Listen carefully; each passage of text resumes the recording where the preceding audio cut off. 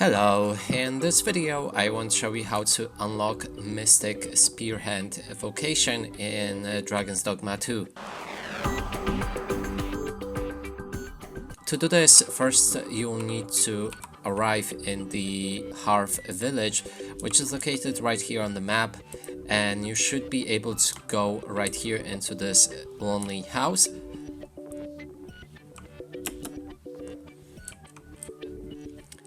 And when you enter it, there should be this guy. Simply talk to him.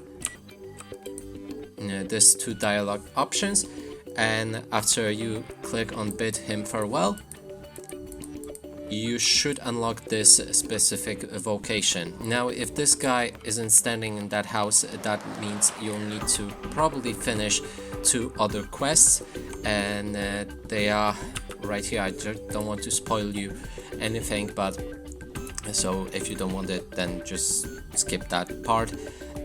So first one will be the Scaly Invaders. I should have it somewhere around here.